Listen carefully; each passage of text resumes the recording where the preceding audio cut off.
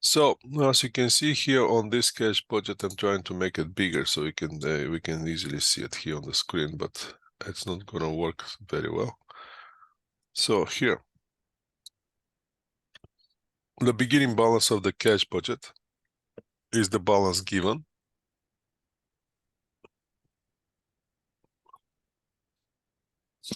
So what we have to do, we have to show our collection the first quarter, plus the dividend received, expenses in the first quarter, and we're gonna see that once we put all the outflow of cash, we're gonna have available cash of 25 or excessive cash 25,500. That's enough to maintain our minimum balance of 13,000. So the next quarter we start with the ending balance in the first quarter. We're adding the collection. We're spending the money that we have to spend of the things that we want to spend, and we're seeing that we're left with the $12,000 after those spendings. So we are short $3,000 from our minimum required balance, which is 15,000. So what we're gonna do, we're gonna borrow 3,000 to top it up to 15. 15 is gonna become the beginning balance for the next quarter.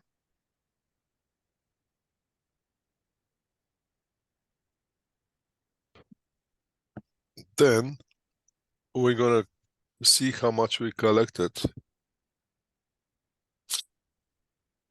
See how much we collected in the third quarter. We're gonna see the spendings for the third quarter, and we're gonna see that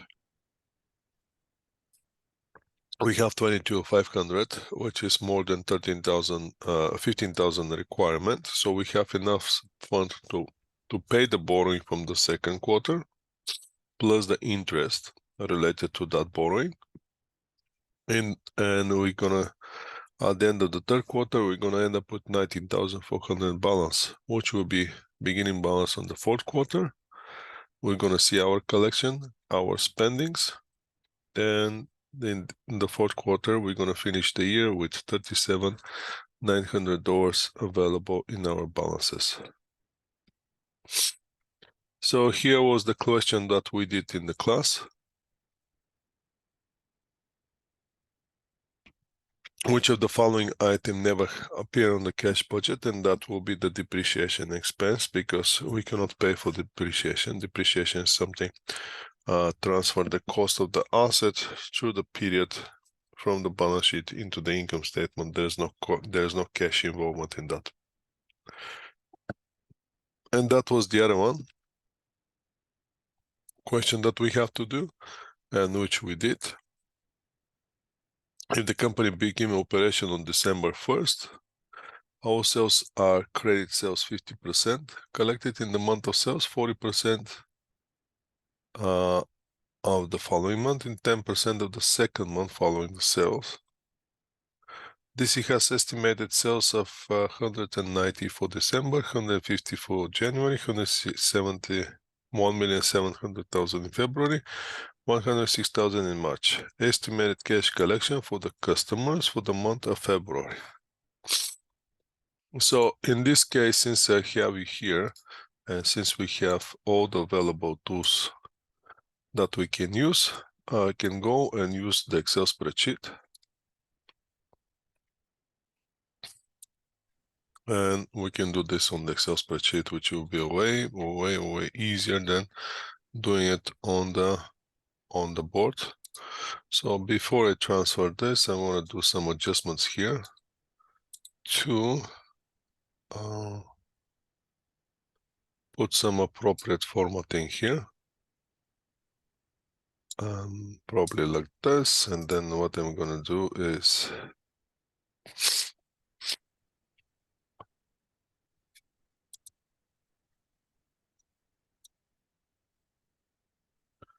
so we have everything. Let's put the question, and let's start work with the question. If I put it as a picture, what we're gonna be? Okay, that's our question. So now what we're gonna do? We're gonna do the collection budget, correct? So we have our starting points are the months. Here will be our months. Let me see. Let's do it quickly, not spend too much time. That will be month.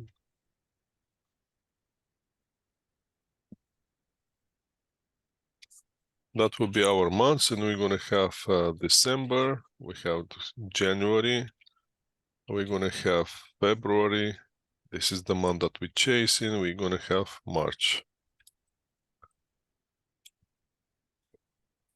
Let's follow the same pattern here. Those will be in the middle. So then we're gonna have our sales. And the sales in December are 1, 2, 3. In January is 1,700, 1, 2, 3. In February is no 1,000. That's 1,000, 1,500,000 here, 1,700,000 here, and 1,600,000 in March. So those are our sales. How are we collecting the sales? We're collecting the sales 50%. Those are our sales. Now collection.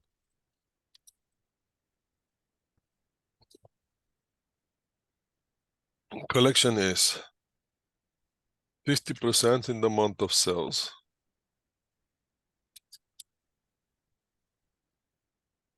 Then we have, let's put this percentage here.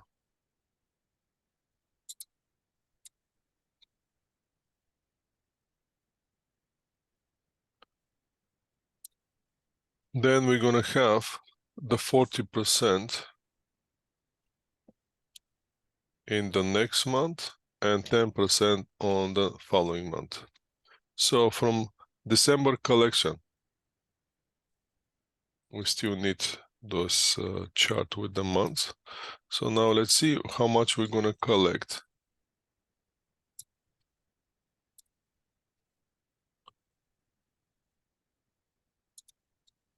In December. Actually, this collection can move here.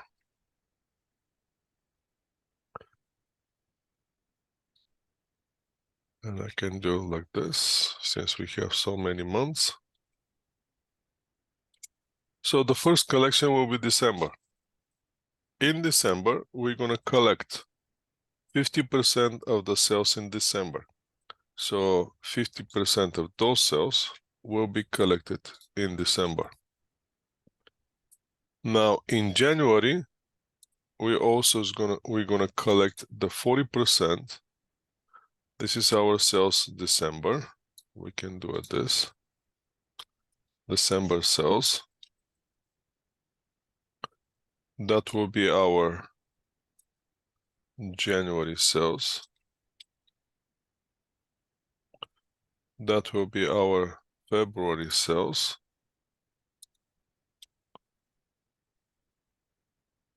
Try to make it more extensive so you can actually see it and understand that how this works.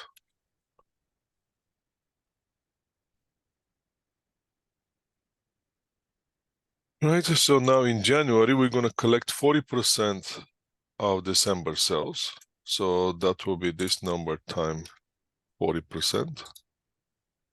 And in February, we're gonna collect 10% of December sales. In January, we're gonna collect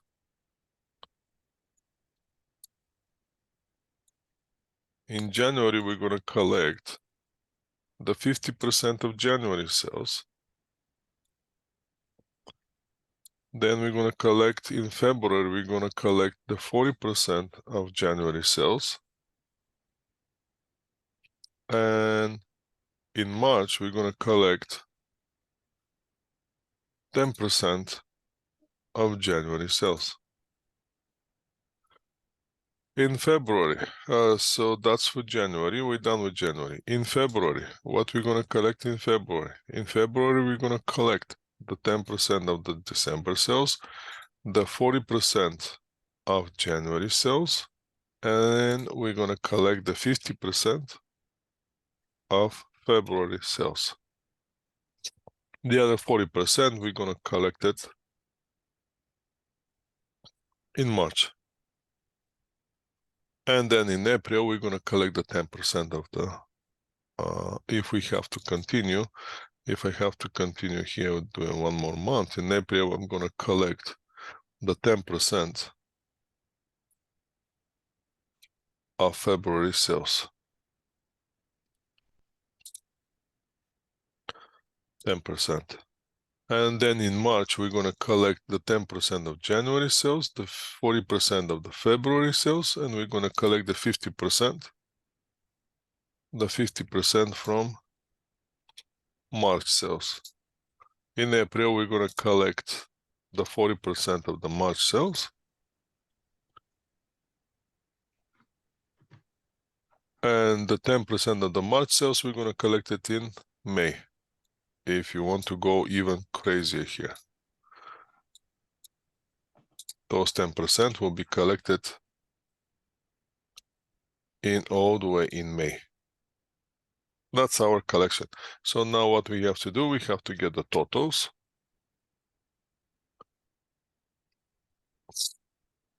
We're gonna draw here one line, and we're gonna get our totals for the collection.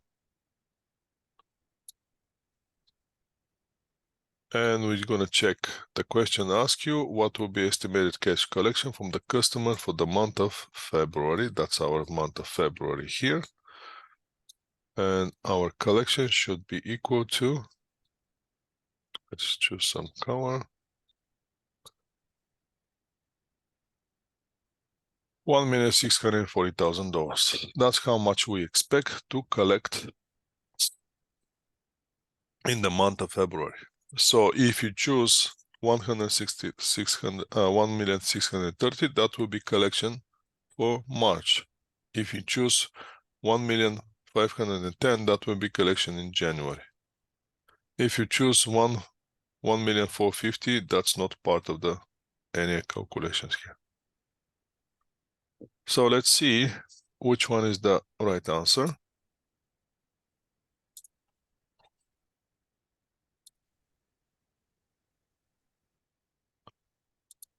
See if we get the right answer or not. And we get the right answer.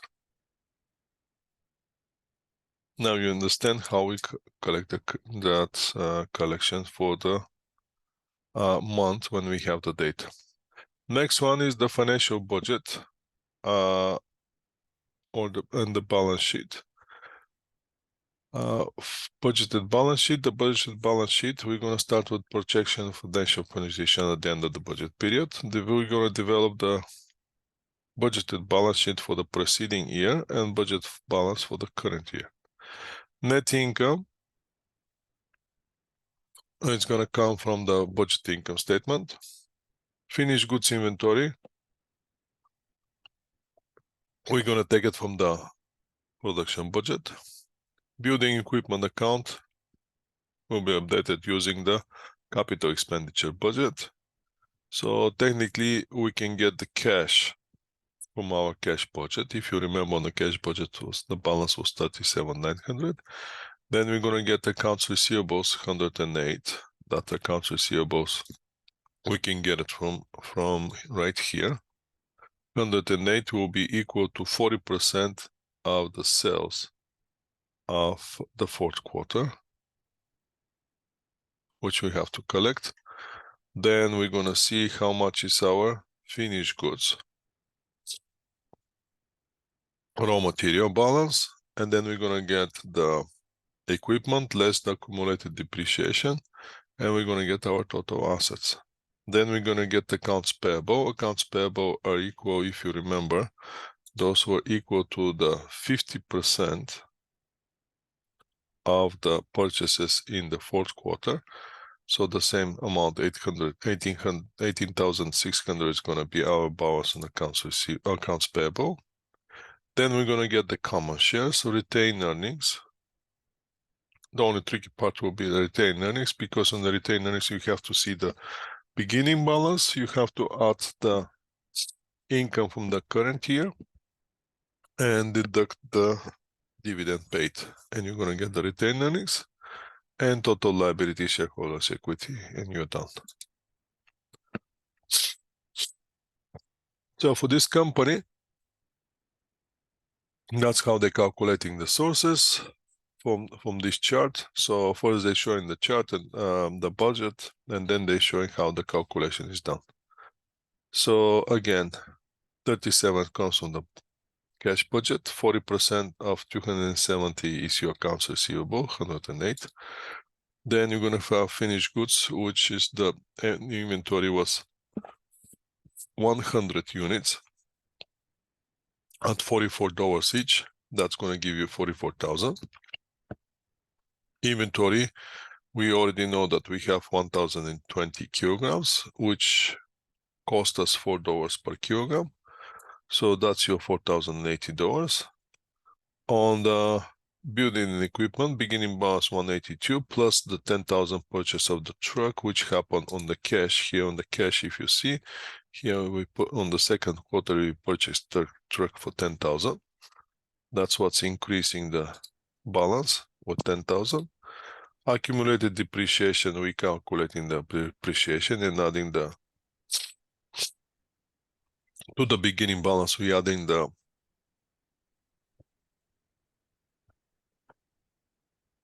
amount of the depreciation that we calculated in our other expenses budget. Then Oh.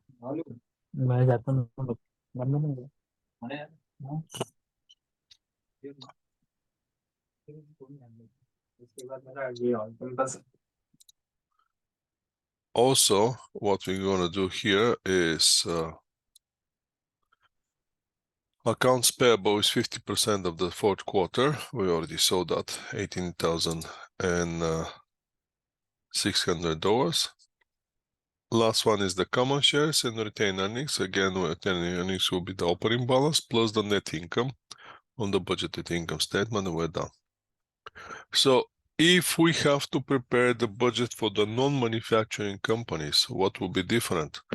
The only difference you might see is that will be related to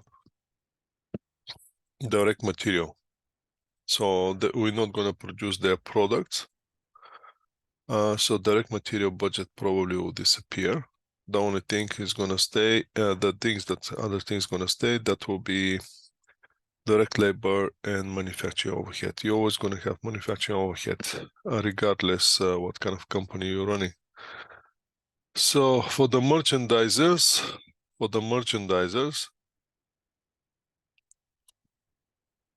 they're not going to have finished goods. They're going to have only the inventory coming in, inventory coming out. So how we're going to do it? We're going to prepare the budget for the inventory for the merchandising company, having in mind the same thing that we had for the direct material, for example, that same assumptions. So we're going to have the budget cost of goods sold or the units that we need to sell, plus the desired ending merchandising inventory, how much we want to have at the end of the month so we can start the next month, minus beginning inventory from the previous month, the material that we already have, and that's going to give you the number that we want to purchase for this month. So the budget sales for July in this company will be $300 in July and 320. Those are the budget sales of for July and August. Cost of goods sold is 70% of sales, and desired ending inventory is 30% of the next month cost of goods sold. So since we're having the sales and we know how much is the cost of goods sold, since sales are 100%, cost of goods sold are 70% out of the 100, which is 300,000. So our cost of goods sold is 210. Desired ending inventory will be 30% of the 70% of the 320. And then we're going to get the total that we need to have. We're going to deduct the beginning balance.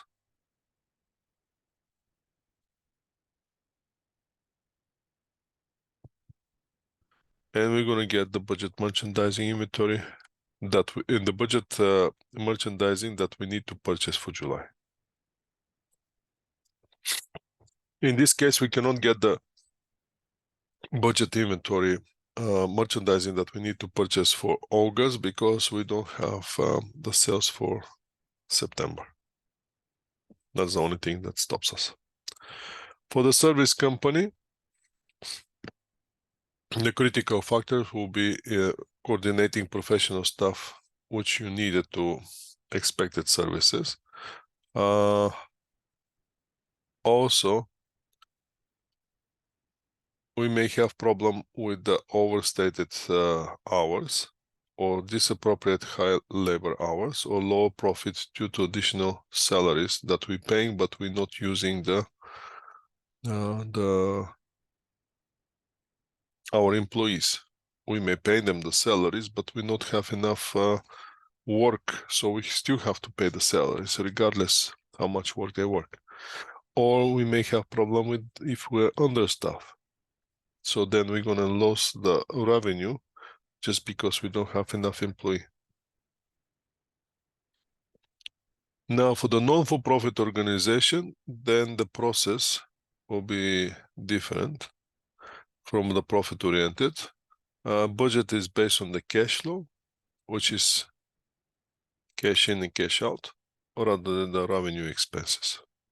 Starting point is expenditures or spending, not the receiving on the budget for the non-for-profit. Let's see this question and tell me what you think.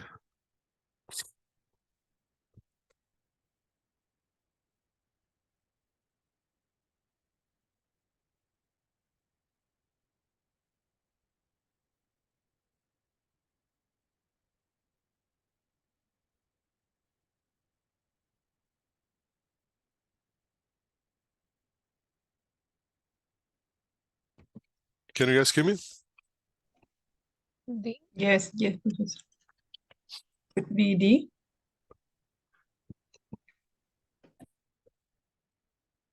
Let's see, you're right. It's the D, that means A and B. Okay, and that's the end of the slides. There's no more of those slides. So we're done with this chapter. Now, what's the next thing that we have to do? Let's stop this sharing. Any questions on this chapter?